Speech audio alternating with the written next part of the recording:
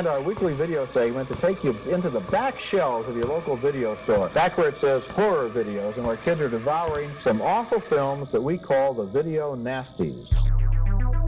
Are you freebasing? Inquiring minds want to know. I have to break free from this culture of mechanical reproductions and the thick incrustations dying on the surface. Fuck the prime time, bitch! Monmouth in the flesh. The pain, I can assure you, will be exquisite. As for our deaths, come with me and be immortal. We have such sights to show you. Gotta return some videotapes. Hello, horror hounds, and welcome to the It Slays podcast. I'm your humble host, Rowan. And I'm your Super Mario Brothers edition Wii, Mike. I'm Colton. It's Jill. And we are here for a very special episode. Colton, why don't you let them know why it's so special? Yeah, so this episode is our first ever official Patreon pick. If you join our Patreon at the Horror Hound tier, and if you're pledge for 6 months, basically, as part of that, you can pick whatever movie you want to hear us discuss. And as Holly's been one of our longest, even before we officially relaunched our Patreon, she was one of the longest patrons, we figured we'd let her have first dibs.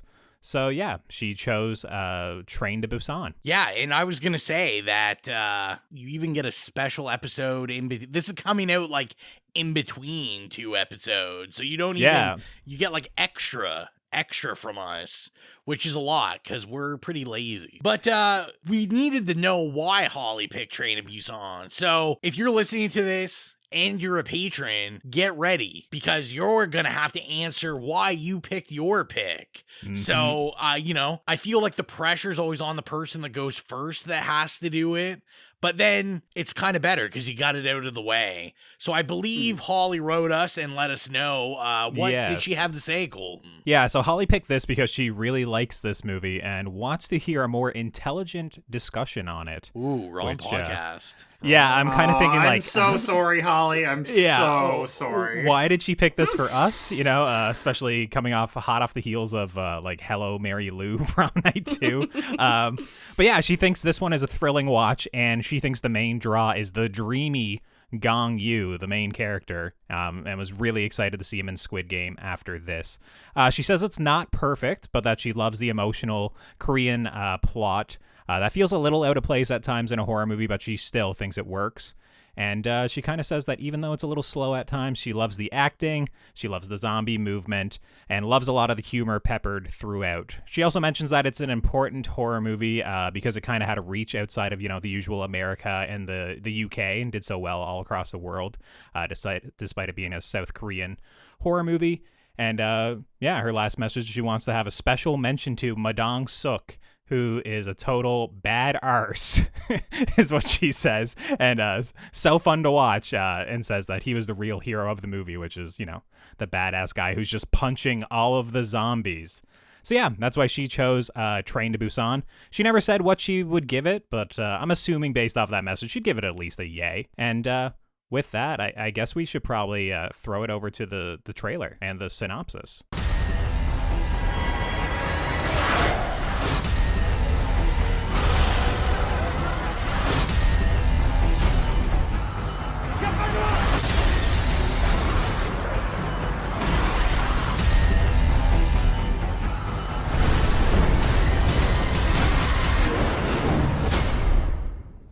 Train to Busan was directed by Yun Sang-ho and written by Yun Sang-ho and Park Jo-suk. And the story is as follows. A man, his estranged daughter, and other passengers become trapped on a speeding train during a zombie outbreak in South Korea. So, first experiences, is this our first time watching this? Or are we seasoned in South Korean horror and cinema, and we're just experts? We will start with you, Jill. Is this your first time beholding Train to Busan? Why are you putting the French inflection on that, Rowan? He was talking about the cheese that you buy at the supermarket with the seasoning in it.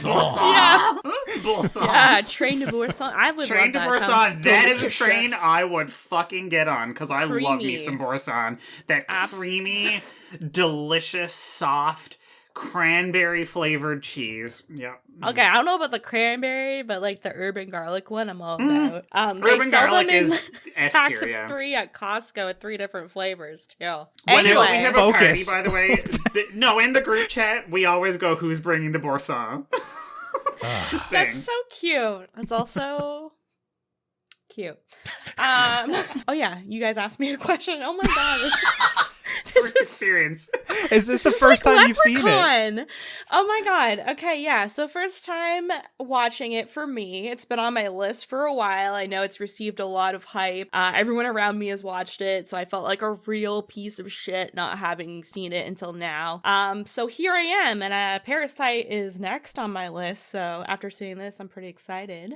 Oh my god, you haven't seen Parasite? I'm a piece of shit. Oh my god, this is the first time you realize you were a piece of shit? You can't really see it because of the focus, but my screen on my phone is still Parasite from like, I don't know how long it's been, 4 years ago. 2, 3, yeah. That's adorable. I love that movie. Surprised it's not a picture of the lead actress from Leprechaun 3, but... That's actually my home screen, not my lock screen. I'm surprised it's not a picture of my dong. Jill, we're like, 5 minutes into the recording. We can't start making fun of their names already.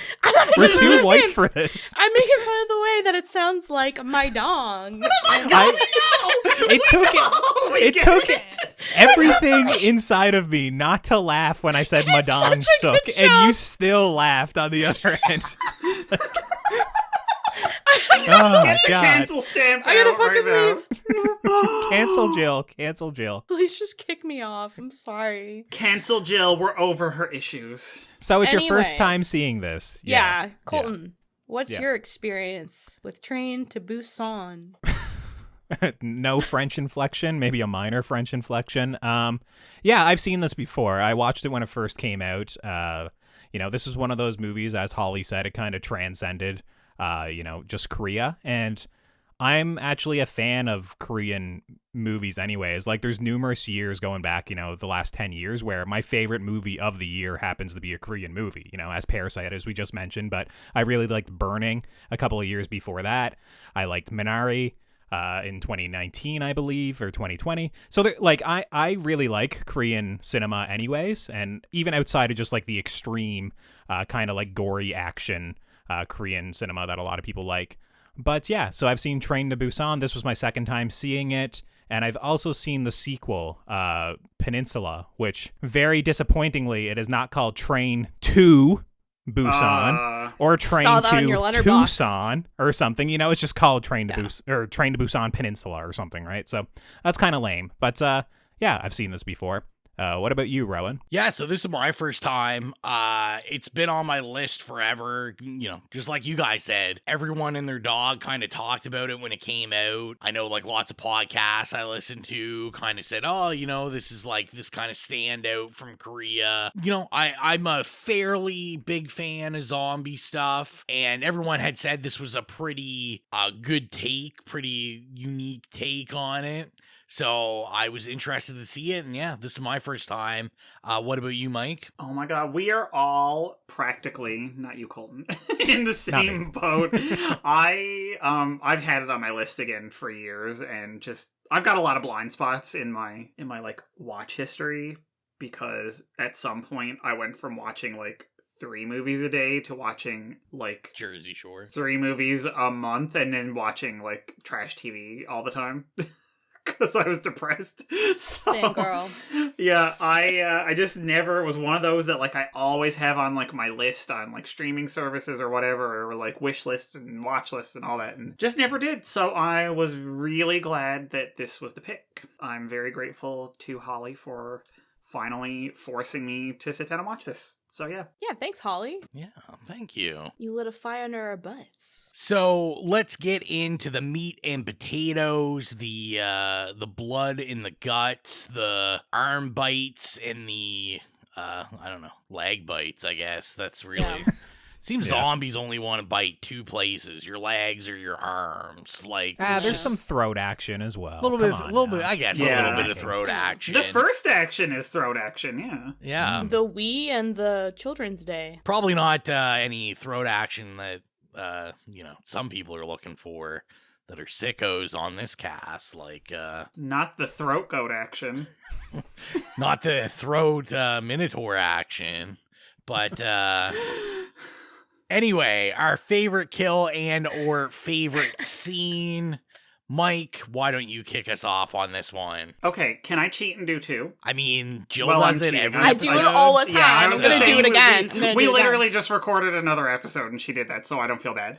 Yeah, you can do it as long as you don't steal mine. Okay, I have two different things. I have my favorite kill and my favorite scene. So my favorite scene is... I mean, I love a lot of the scenes in this. But it's very frenetic, obviously, so things are just constantly shifting, so it's hard to, like, kind of... there's no, like, long, drawn-out set pieces, really.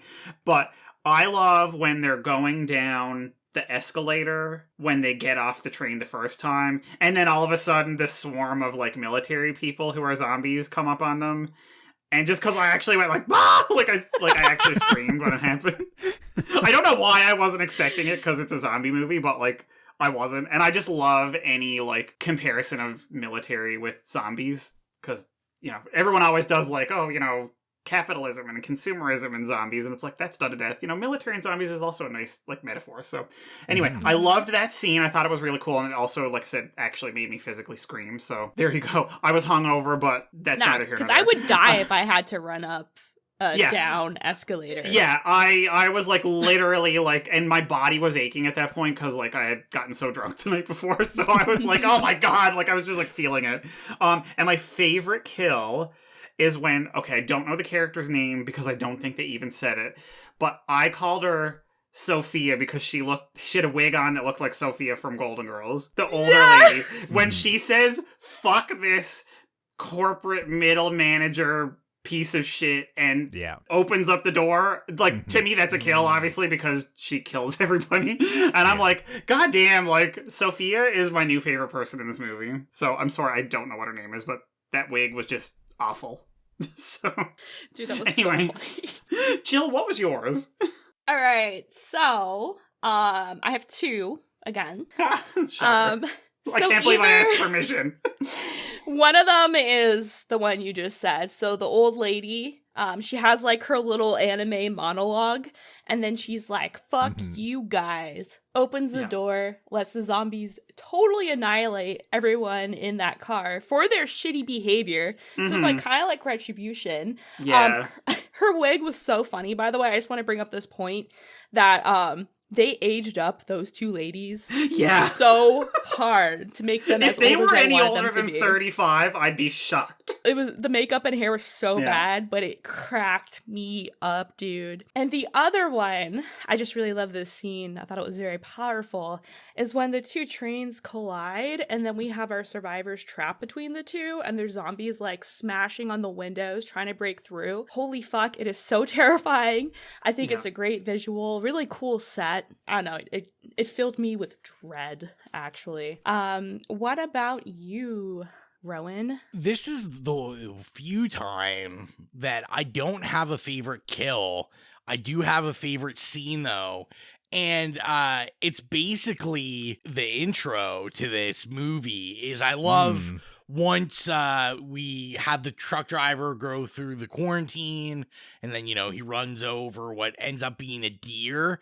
But I love the scene where we pan on the deer, and then the deer does this, reanimates, which I love the effect in this movie, just because I've never seen that in a zombie movie, where they just do these, like, very intentional, like kind of bone cracking movements if their bodies are twisted. But I love that. Like, I thought the deer looked fantastic. I was like it looks like a real legit deer. And then we get the close up in particular was excellent. The further away shot was a little bit off. It was still like, 90% there, but the close up I thought was like flawless. Yeah. Really good. And then we see the eyes, and I just love that because I was like, oh, okay. Like, I really didn't know what to expect with this. And I was like, oh, this is like gonna be pretty competently made. So that was by far, I guess, kind of a kill. The deer did get hit by a truck. So then it came back. Yeah, so it is hard to judge on kills here because everyone just comes back. So how about you, Colton? Yeah, I'm kind of a softie, I guess. This is one of those movies that winds up being horror with a heart, but it actually like resonates for me. Like a lot of like Mike Flanagan stuff winds up getting too sentimental, or even some more elevated horror choices wind up just by the end of it kind of loses me a bit. But I will say, like, probably my favorite part of this movie is the father-daughter relationship. So I do really like the payoff in the end. I do really like where, he keeps her safe and they have like that tearful goodbye. And, the acting is really strong, specifically by the daughter. And I like when he goes to the back of the train and as he's turning, he like reminisces on her being brought into the world and all that stuff. I don't know. It was like, oh, this is really touching. I really like that ending. And then, how they do him falling off of the train in the shadow and stuff. The shadow. Oh, yes. It was really well done. And it is very like melodramatic. And, it has the cheesy piano music playing underneath it. But for whatever reason, it just kind of works for me. My other scene that I really like this, it's kind of a similar moment, but it's kind of like the turning point, I guess, in the relationship where he full on commits to like bringing his daughter to her mother, and he goes into the bathroom and kind of calls his wife but doesn't get through. So then he like gets a call from like the guy at his company, and he kind of realizes that like their company was involved in the outbreak. And it's kind of one of those moments where like it's kind of all like surmounting, kind of like overwhelming him, like his involvement or possible involvement in all of this. And I really like that moment as well. So like my favorite points in this movies is kind of the smaller character moments in this one. I will say that a lot of the zombie stuff is still really impressive, and I like that it doesn't go over top, like it doesn't become World War Z, even though when you do have like swarms, it's still like you can pick out the individual people like in the swarm still. It's not like literally waves of zombies crashing. But my favorite moments are the slower, more emotional moments in this one. Yeah, well, and I was gonna say, because I did think about that, because obviously whenever you see hordes of zombies like falling over each other, I feel like now we just all automatically go to World War Z. 100%. But I thought this was just so effective with like the confinement of the area, which is super interesting because, I look back at like stuff like Day of the Dead and all these other zombie movies where like confinement is always kind of a theme, even if it's like an entire city. You're always like confined to spaces, or are you feeling closed in, but specific zone, right? Usually that they're gonna wipe out, or like even you're confined to the mall or something like that. Like 100%. But this is like really the only real example I can think of, other than I do know there was like some terrible like $500 budget zombie movie that was like called like Airplane of the Dead or something. Okay. That was on an airplane, but like not done like this, like an actual legit competent movie. So like this was really like kind of the first instance I could think of where we took such a narrow confined space and we're like, what if it's just fucking filled with zombies and you have to somehow figure out how you survive this? And yeah, I like, what a fantastic concept in general. A lot of the camera work worked really well for like the confined spaces as well. I was like kind of watching to see like if it was just a set or if they were actually filming on an actual train. And it didn't feel like to me like a lot of times the camera would pull out too far or anything that wouldn't be like literally done on a train. So I feel like they were actually shooting on a train. Now, was it moving all the time? Probably not. But a lot of it felt like it didn't betray kind of the logic of the world of where they were filming. And I even liked a lot of the shots where you could tell they were doing kind of like either like a chest mounted camera or maybe even a waist mounted camera that was like moving in sync with like the zombies when they were running. It's like that really erratic feel that you see like on a lot of GoPros and stuff nowadays. But like to see it used in a zombie movie to kind of really convey like the speed at which they're moving and how like herky-jerky all the movement was. I thought it was really effective. I liked a lot of what this movie was doing with, how it kind of kept keeping the confinement and kind of like that claustrophobia like in check inside of like this train area. I thought it was really good. It didn't betray or make it seem like, oh, they have infinite space, because realistically, if this happened on a train, you can all just go hang out in one car near the back and just sit there the entire time, right? But the movie kept finding reasons to kind of escalate the tension and kind of move from car to car that I thought was pretty well done. I thought overall the zombies, like I said, I like the eye effect they did with the deer. I like the eye effect that they did with the humans, and I thought, you had briefly said that it wasn't like over the top, which I really appreciated, because I feel like it's so easy for creators of zombie movies to be like, man, I need to have like some zombies without legs and like some zombies with their insides falling out. Where this was like, I appreciated the 28 days laterness of it. Just kind of like, they're zombies, but then it's almost just like, it really gave me that feeling of like infection and which a lot of zombie movies get wrong. Like, kind of the lore of these things is it's always like chemicals or something like that. But then it's just so over the top with like the living dead that, you kind of lose that, where this, it's like, oh yeah, like these people are like rabid and they're not so like disfigured that I'm not like buying into like this fast spread infection.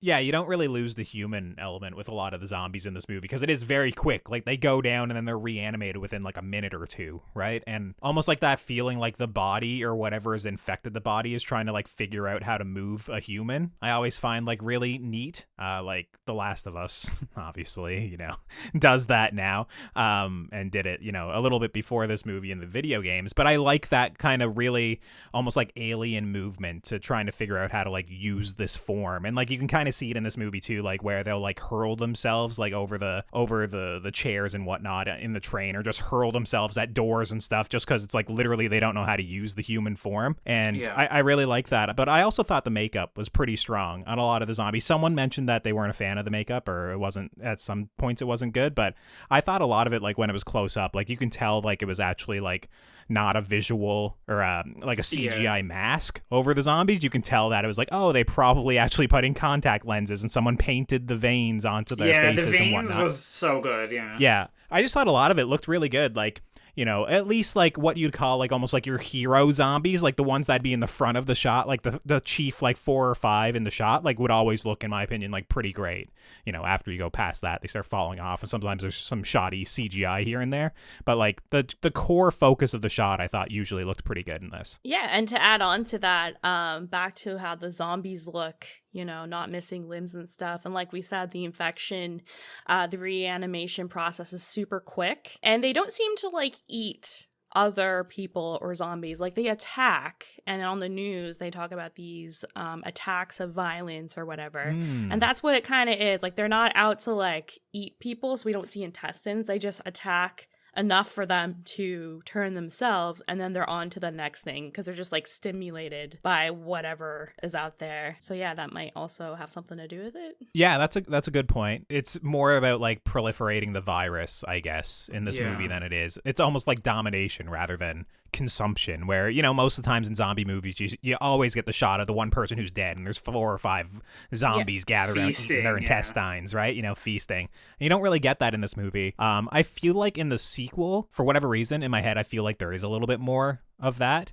but it has been a few years since I've seen it, so I can't say for certain. One thing I kind of wanted to mention, if you guys were in this scenario, how long would it take for you to stop obeying the order of like the train guy? Not the conductor, but the train guy. Just like the guy who takes the tickets is in such a position of authority for so much of this movie that I was just feeling like, man, this is crazy that they're actually listening to him and like going to a different car just because this guy told you to, or like asking if they can get on the train and stuff. It's just like, bro, that guy would be like, I would stop paying attention to that guy like immediately. That'd be it.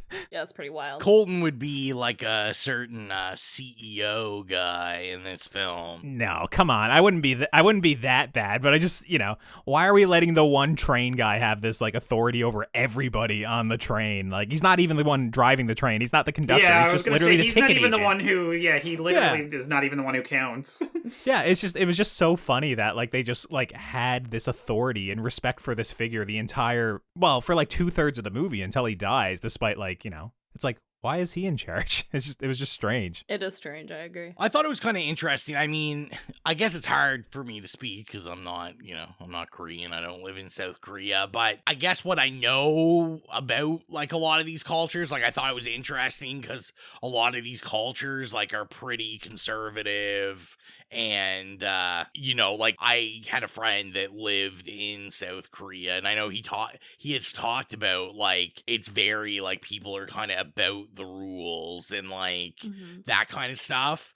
So I was like, oh, this is like kind of an interesting maybe like commentary on this. And I do know like I didn't look up a ton about the movie, but I did see like people talking about that. Apparently the director said there was a lot of commentary he was making about like Korean wars and just kind of like politics going on and stuff, which of course it's a zombie movie. That's like, I don't think you're allowed to make a zombie movie without political commentary, really. No, exactly. Of course, yeah. It's inherent, yeah. So it has kind of opened me up that I'm like, oh, I'd kind of like to look more into this so I could kind of get more of a idea what exactly like he's commenting on. Also, the people that kind of clung to the train guy and then the CEO guy were like kind of the weaker characters who needed someone to lead them.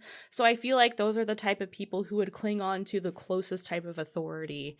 And they're like, all right, you're in charge to keep me safe. While the other people who also had their own authority were the ones who went out and, tried to rescue people. And those would be like, like a democratic type of, people like voted them in to, go ahead. Yeah, I guess it winds up being like, I'm mostly thinking about that one scene where they fight through like 2 or 3 train cars of zombies. They save people, they get there. Yeah. We're all in here. Literally, we just, fought through a bunch of zombies. We easily could just basically be like, listen, you stick to your side of the train car. We're going to stick to our side. But it's just literally the old CEO guy and the train guy go like, yeah, go into the vestibule in the back and be crouched. And they're all like, okay, I guess so. We're clearly badasses, can easily take you out or at least stay on our side of the train pretty easily. But they're all like, okay, I guess so. And they just kind of like capitulate, where it's just like, I don't know. When I was in that situation, I'd be like, yeah, I'd be like, get fucked. I work to be here. I'm going to sit right here, actually. Like I'm going to hang out. I mean, to me, I didn't get the big deal because I'm like, yeah, okay, I'll go to the vestibule. Like, you actually want me to be behind you guys, so when they break through the door eventually, you're just the first people that they're gonna attack, and we're like behind another door. Like, to me, it was like it would have made more sense if those people went to the vestibule. Yeah, I think it's just like more to like my nature, where it's like with authority or with any of that, my first question's always why. It's like, well, why? Like, it's just, and it's not always combative, but, I do question a lot of things. So in that scenario, I'd just be like, why? We just fought through all this. Why do we have to do it? Like, why can't we just stay over here? So it was just, I guess it was just, I noticed it a couple of times throughout the movie that they were bowing to the authority figure of the train guy. And I was just like, why? Why do you guys are like a group? Like, you can easily just basically, we're not doing that, especially like if it's not putting anyone in harm's way, and he was bowing to the authority of the CEO CEO with all the money. Afterwards. Yeah. You're so fucking punk, Colton. You're so punk. I know. Dude. Just breaking we all got rules. Mr. Question Authority, Mr. Anti-Vaxxer, Mr. The globe is flat. It's not a globe. We're going to go listen to a do cover not of put Last that Resort shit in right my now. mouth. I am fully vaccinated and I believe the world is a sphere. So yeah, sure. But yeah, I will say the movie's super effective with the CEO guy because when I'm watching your movie and I'm just like, fuck this guy. Like, let's kill this guy. Get him out of here. When I'm getting angry and I'm just like, fuck this movie. Like, this guy's a piece of that's shit. effective though. Yeah. And then I have to reflect back and be like, I guess he did a pretty good job. Although, like all the, like any of these zombies movies, always questions where we all are like, this piece of shit shit. But then it's like, there is like a 50-50 chance that each one of us would be like that guy in this situation. Yeah. I mean, you never know unless you're faced with a zombie pandemic. Whether or not that you're like that or not. I feel like I'm not. Yeah. What I'll say too is like I don't like the movie trying to make him sympathetic towards the end. For like there's a beat really close to the end where they're just like, oh look, he has a little bit of humanity left in him as he's turning, it's just like he cares about his mom and all this stuff, and I'm just like, bro, let's just get this guy out of here, please. Like I don't want to feel anything for this guy. Let's get rid of him. When I watched that, I just felt like his brain was melting and he was like kind of regressing. It was, yeah, but it's for us to like, why would that be in there other than for sympathy or for us to feel bad? Like, oh, there is like, there is a human in here, there is a childlike state in here that's just scared, right? Like, fuck that guy. Yeah, where I was just like, all right, this is the boss fight. Like, let's let's put an end to this. And what I will say is that last fight, kind of lame, kind of a letdown. It's just like a weird slap fight that it's like, you know what? This is how I get out of this. I shove my hand in his mouth, which is just slap fight. Not really the way I'd go about that, but.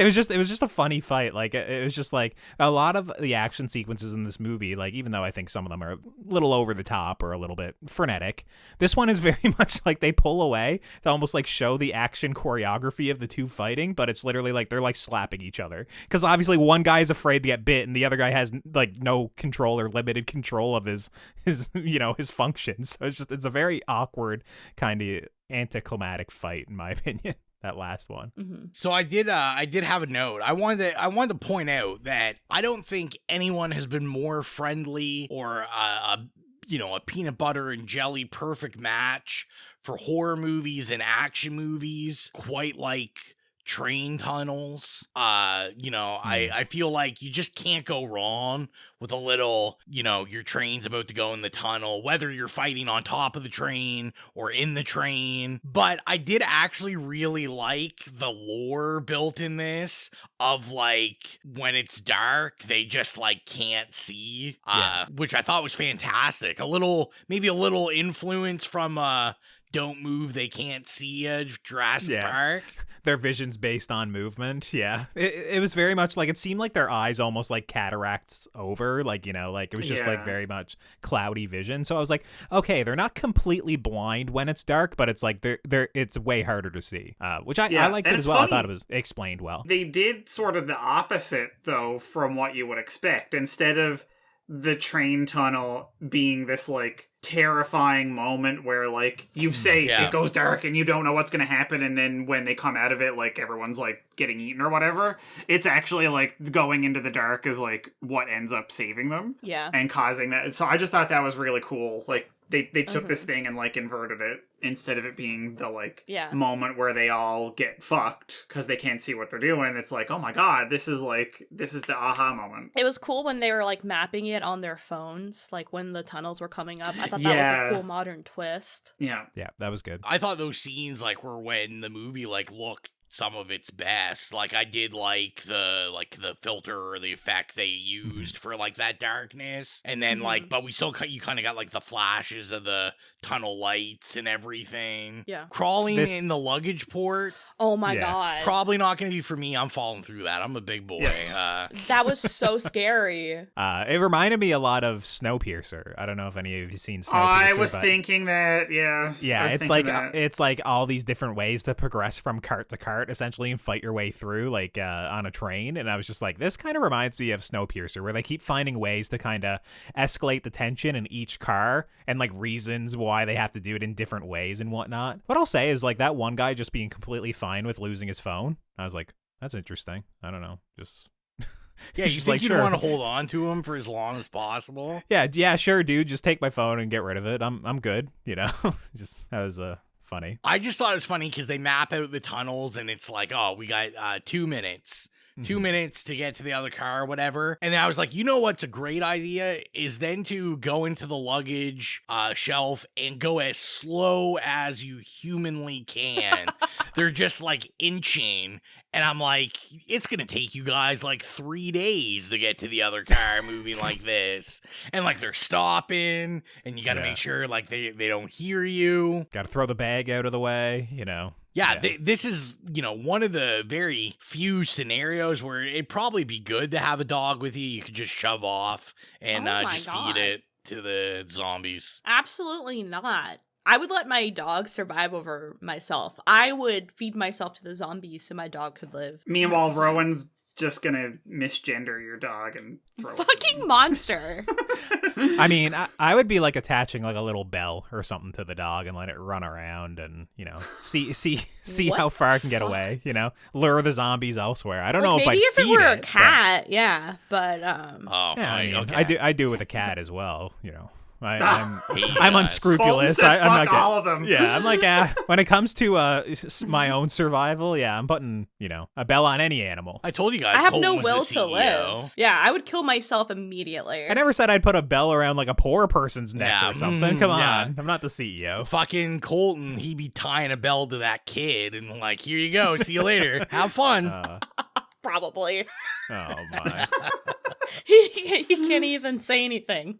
That's shameful. You gotta do what you gotta do. Listen, I have a note in here that says, not the lonely hermit man, in exclamation points. I empathize with, the lower class people, the working class. I was upset when he died, Listen, I also have not the conductor in all exclamation marks. I miss the conductor when he bites the dust, I'm not gonna lie, I really didn't give a fuck about that homeless looking guy. See, you're the CEO. Yeah. Get out of here. No, but like I was like, all right, why do we focus on this guy so much? Like, he was trying to tell us kinda in the beginning, but like, I don't know, I didn't really care for him. No sympathy for the man with like PTSD and whatnot. That's shameful. Oh my god, that is not what I meant. That's what he was doing. He was sitting in the toilet, scared, on the ground, and Jill's like, "Yeah, fuck this guy. He smells. Get him off here." Actually, yeah, I was like, "We're gonna does this guy have a ticket? What's he doing on this train?" Oof. Jeez, Jill's the kind that would point him out. Jill would point him out and then be like, I don't think that guy has a ticket. Dude, I'm moving to Korea because I love the rules. Like, if I see... oh my god! Like, if I see someone, like, doing something stupid, like, I'm such a fucking Karen, actually, on the inside. Anyway. Just a stickler for the rules. I want to get Jill a Karen wig now, like... Like, if people are at the movies and, like, they don't shut up, I get so mad. Like, me stuff too. like that. But I scream that's at him. impacting you. Do you scream at him or do you go tell the manager? No, I would go tell the manager, but my husband tells them to shut up. Confrontation. You scream at him. And I feel bad because, like, what if you get into a fight? Sometimes they're kids. Then you win. I don't want to, like, yell at a kid. Oh, no, you gotta yell. Honestly, fuck them kids. That's the only way they're gonna learn. Yeah, I would go get a manager. I can tell you every time when I was young that I got screamed at by a strange adult because it absolutely, like, humbled me. Yeah.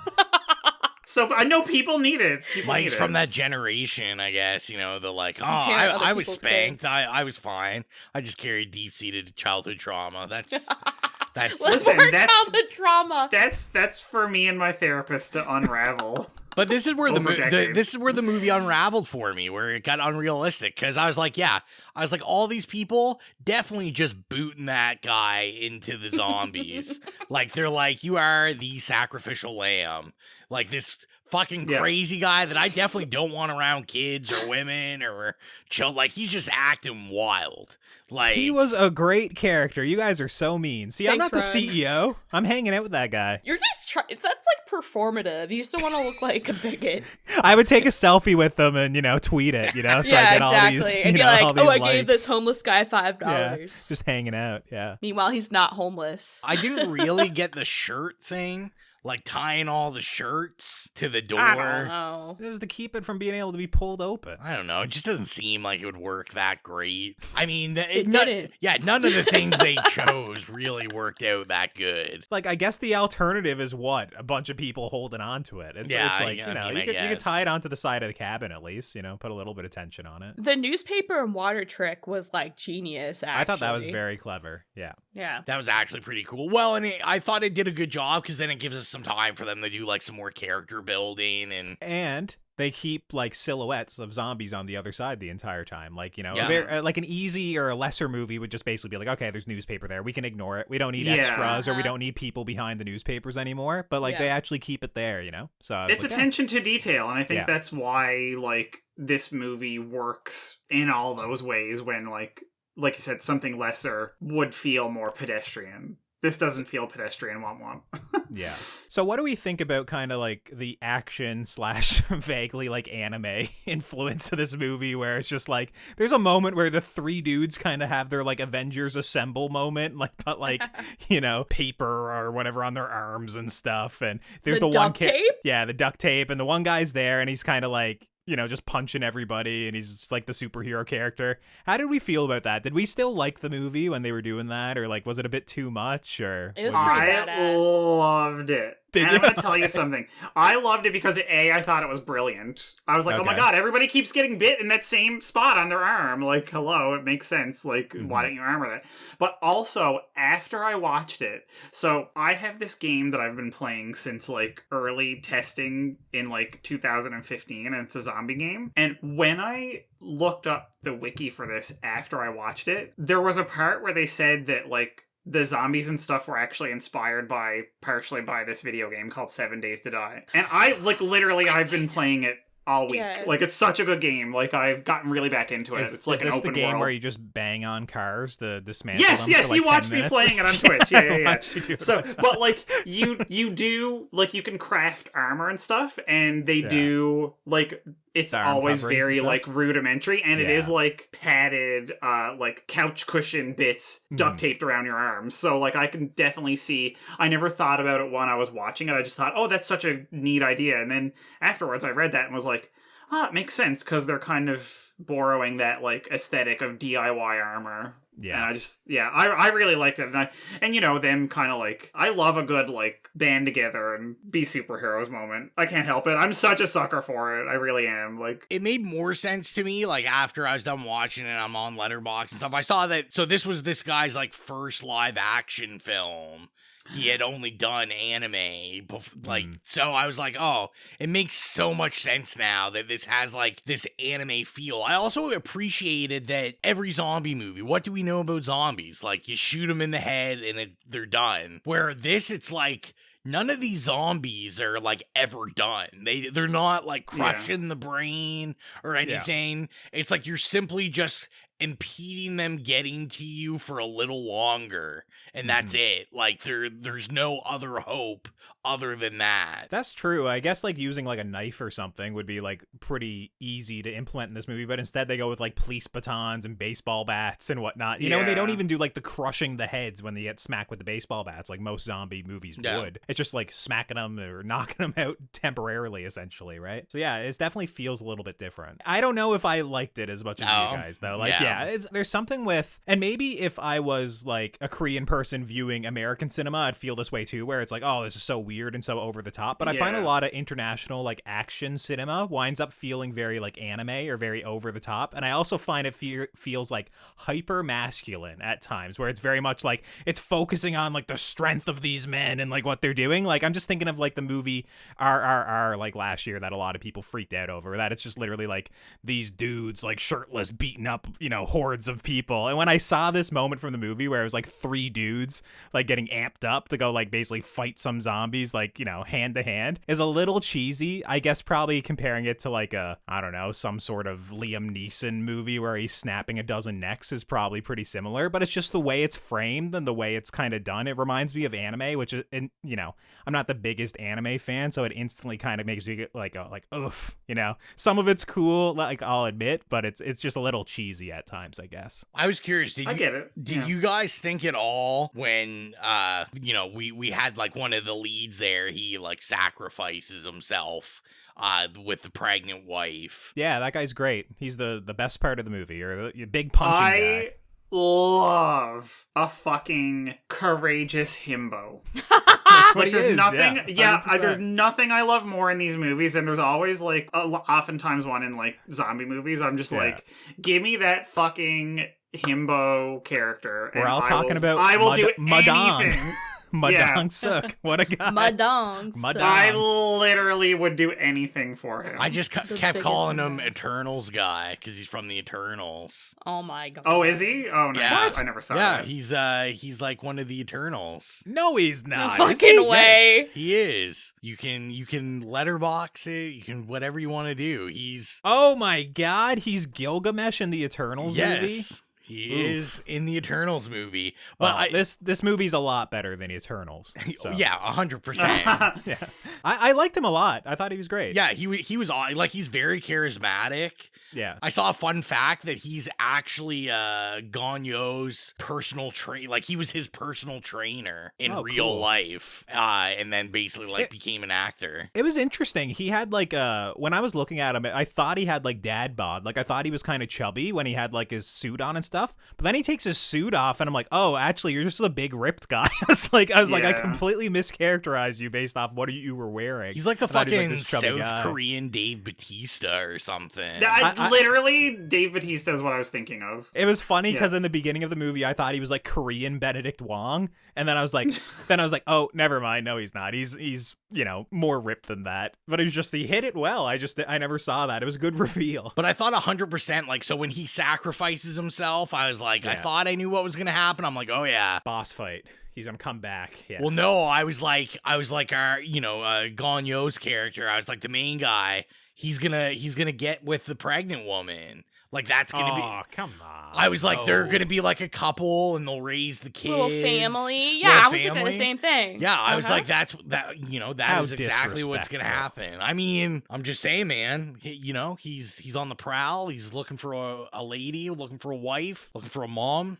Because that mom is obviously dead. That mom, I hate to break it to that kid. Yeah. So is he looking for someone who's a wife and a mom? Because that's getting into some psychosexual issues that we don't really have time for. He's a busy businessman that inadvertently causes zombie apocalypses, and he just doesn't have time to raise his kids, so he needs a mommy wife, I guess. A mommy wife. Colton, are you looking for a mommy wife? Oh, maybe. Oh, open. Don't rule it out. And right. Again, this is Public the episode where we're figuring out what we all need to unpack with our therapists later in the week. Now, I do want to redeem myself a little bit. I did like the heroics of our PTSD homeless guy. Thank you. Underneath the train. I thought that was pretty heroic. And a really great scene where I kind of just assumed that, they were just going to like topple over him and then bite him or whatever. But then we see them pour out of the back and I'm like, well, there goes you. I guess it was inevitable at the end. But now I feel like this is going to be the opposite of you, Colton. I have specifically in my notes that this kind of final act, when we're running for the train, it started to lose me. The music, I noted, got way sillier than I wanted. It started to look and sound like I was watching a movie from the asylum. Yeah, so what I will say is I got a note here that says it gets a little World War Z as they're leaving the station.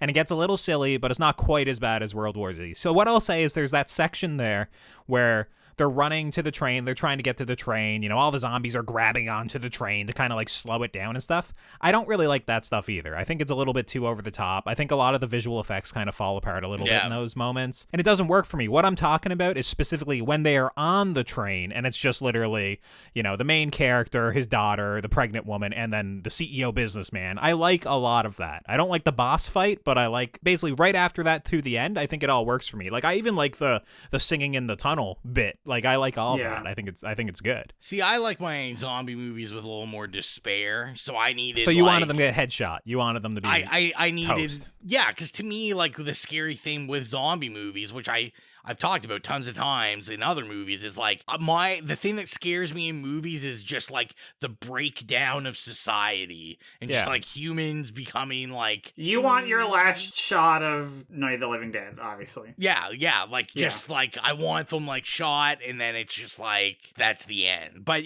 yeah, I don't know.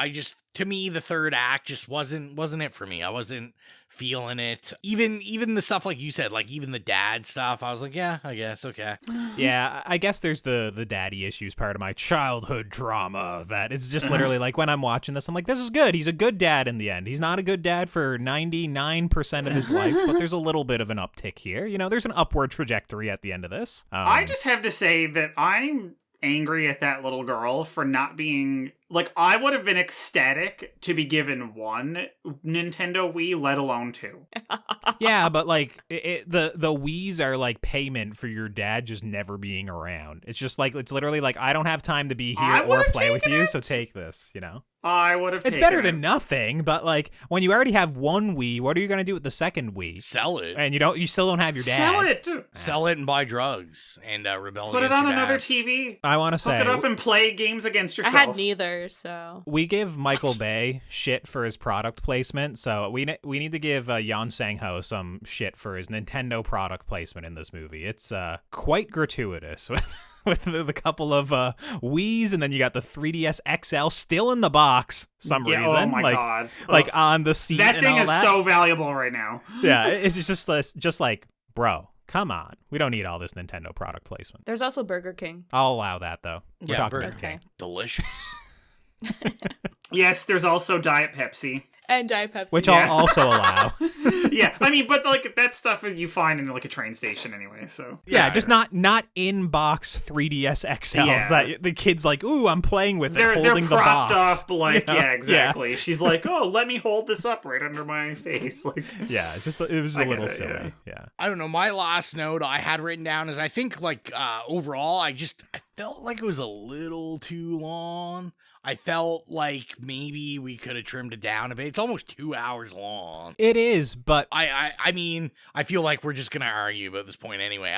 We are gonna argue about it because I think by making it about that length, you get a lot of good characterization in the beginning of the movie, and I think a lesser movie would pretty much start the movie on the train, and you would lose out on all the characterization, like, you know, even silly characterization, like going and seeing young Gook, you know, the guy, the baseball player who, you know, the one girl's fawning all over him. It's like, at least you're getting little character moments with all of them, and you're also getting like 10 minutes of the father and daughter before they even get to the train, and seeing about how important it is for her to go on this train to Busan and how much he doesn't want to be on it. And then you even get like the payoff of kind of like the daughter apologizing at the end for basically like she feels like she caused the death of her father by forcing him to go on this train. So I like a lot of that. Like, I feel like most people, if they were going to cut stuff from this movie, they'd cut a lot of, you know, the character stuff or, you know, the slower moments. But it's one of those few movies for me that I actually do think like the 20 minutes up front of characterization, I think it did help elevate it a bit for me. But maybe you'd cut some of the action stuff in the middle. I don't know. Yeah, because the cast is huge, right? So I think you're right in that it was very effective at taking this like massive crowd of people and effectively giving them, you know, at least somewhat of a sketched out personality. Yeah, even if it's like these are the two old ladies that want to like sit next to each other. It's like, okay, that's who they are. Oh, this is the chubby buff guy with a pregnant wife, you know. It's like, oh, okay, that's who that is. And it's just, they do a good job of giving everyone just like a kernel in the beginning and giving you like a full meal for the main character and his daughter right off the hop, that I thought was pretty effective.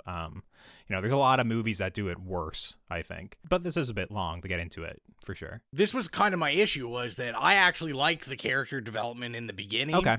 So it was one of those things where I didn't really have anywhere that I was like, oh, I could cut this. Maybe I don't know, maybe a little bit of that end where they're just fucking running after the trains or something. You know what? Yeah. How about the dad just bites the pregnant woman and the girl and they just all die? There you go. That sorts out. You want like the mist ending. You want them all to die, and then like literally the Korean government to be basically like, oh, the quarantine zone was 10 feet away. You almost made it. You know, so hardcore to me. I'm like, kill them all, let God sort them out. Oof. Yeah, that's all the notes I had on this. How about you guys? I'm good. I'm good. All right, so we will get into our rating system. If you are new to the program, our rating system is nay, okay, yay, or slay. We will start with you, Jill. What will you give 2016's Train to Busan? I love how you always pick me to go first. But anyway, I Ladies give first. Train to Busan a slay. I think it's yeah. We're all so surprised. I think it's a great foreign film. We're also surprised from someone that gives slays to everything. Fuck you. Oh my god. I think it's a great foreign film and modern zombie flick. I love the concept of being trapped on a train overrun with zombies. It reminded me of a lot of an episode in the last season of The Walking Dead where they have a similar scene in a subway, and I don't know, I just love that concept. I think some of the effects could have been done better. Like, some of it was a little bit too jerky for me. But, like, when they really lean into that World War Z thing, it gets very jerky. But overall, I think it's great. I think the acting was pretty great. The zombies looked great. It was jam-packed with suspense and action, and as well, it had a well-executed emotional plot. Colton, what do you give Train to Busan? Train to Busan. I can't give it a slay because I do have like some issues with it, and honestly, zombie movies just aren't really always for me. What I will say is, just quickly glancing through my letterbox, I mean, don't hold me to it, I do think this is probably one of the better zombie movies of the last decade, for sure. I'm not a Walking Dead fan. I like the couple of seasons of it. I think it's literally a show that has one great season, and all the rest is downhill from there. For me, I love The Last of Us, but I mean, I can't hold everything to The Last of Us. So, but outside of those, I would say this is probably one of the better zombie pieces of media, for sure. I do think the visual effects kind of fall apart at points in the movie, but I do think a lot of the practical makeup and stuff is very effective. I very much love how the movie kind of escalates the tension, or kind of keeps, a train interesting. That they find ways to reinvent it and change trains and change cars, that it keeps things fresh. And yeah, the emotional horror with a heart element of it very much worked for me. I like the cheesiness here. I like the father-daughter stuff, and yeah, it's a yay for me. I can't give it a slay, but it's a yay for me. Woo. We'll take it. What about you, Rowan? Yeah, I was pretty surprised by this. I shouldn't actually. That basically just lied to everybody. I shouldn't say I'm that surprised. You are a liar. I know, it's a filthy liar. Because everyone loves this movie. Like, I have never really heard negative things about it. I really liked, like I said, I love the effect on the zombies. I liked the herky-jerky stuff. Like, I thought it was different and interesting from anything I've ever seen in kind of like a major zombie film. I raved and raved about the setting. I love the train setting, the claustrophobia of it. I love the look of the tunnel stuff. There was lots of things I loved. It did fall apart for me in the third act. I don't know if it was just a runtime that at the time was a little long, or like I said, there was stuff I just didn't really connect with. I'm going to give it like a soft yay, I think. I think it is better than an okay, but there's a lot of zombie movies that I do like more than I like this one. But I do think this is a very strong modern take, like everyone kind of said. Just because, like you, Colton, I'm also really not a Walking Dead guy. I think The Walking Dead is kind of garbage. You're fucking kind of garbage.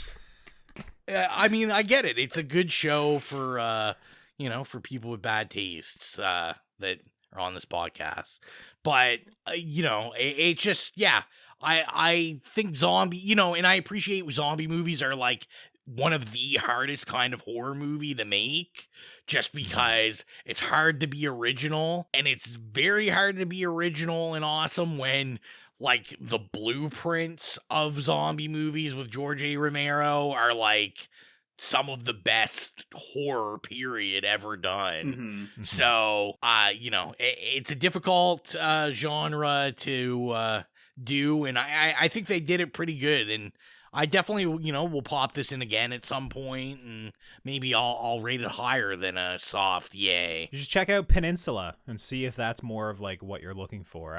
I don't remember liking it as much, but I think it is more like mindless killing, Sounds like the Shade. Yeah, The Shade. Yeah. I don't remember liking it, so you'll probably love it. How about you, Mike? I'm definitely going to give it a yay.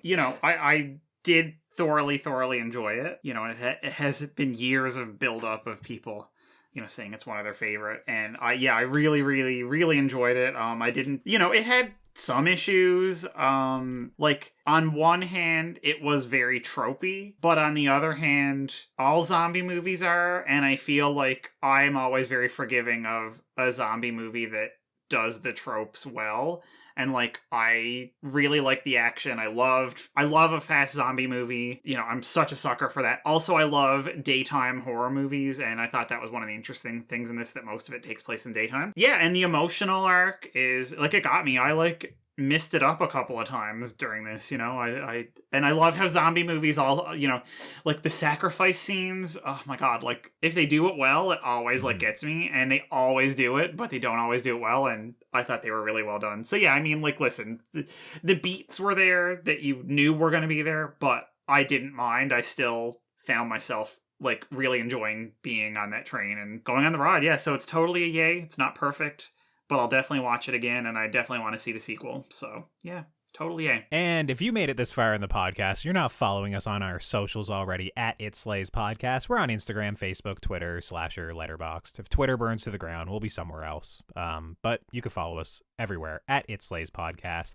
And if you want to support the show, like our horror hounds, Holly, Nicholas, Patrick, Mark, Steven, Joy, and Carvey, gain access to the Patreon-exclusive show Stream Screams, hosted by Jill, and get episodes of our main show 48 hours early. Be sure to head on over to patreon.com/itslayspodcast and choose whatever tier works for you. And yeah, if you want to become a horror hound, once you pledge for so long, we'll reach out to you and you can pick an episode for us to do for our Patreon picks as well, just like Holly. So thanks to Holly for picking this episode. Yes, thank you. And Rowan, how about you go ahead and plug the playlist? So if you're into spooky music, you can go to Spotify and go to the It Slays Podcast Horrific playlist. If you have any problems finding it, you can go to any of the social medias that Colton just mentioned, and there's a Linktree link in the bios. Click on it, take you right there. We upload music from iconic horror movies we review, or just horror movies we love, whether that's licensed music or score. I don't know if anyone was in any music from this. I know I said I kind of was iffy on it, so I don't know if anything from this will make it. Yeah, probably not. The music in this one is the highlight. There is iconic, I know there is iconic zombie music on there, like the theme song to Day of the Dead, which is just epic and amazing. So you can go listen to that year-round, get your spooky music on, because why not? And I think that is everything for now. So like Colton said, thank you, Holly, for doing the Patreon pick. If you know you are in that queue coming up, I hope you're getting nervous. You got to think of something that, the people are going to judge what you pick. And if you didn't hear us, we are going to judge the movie you picked. So yeah, I think Nicholas, you're next. Oh, geez. So you better bring that heat, Nicholas, especially after all that jive you talked about Hello, Mary Lou. So you got to make it up to me, fella. So, yeah, we will be back with another episode very soon.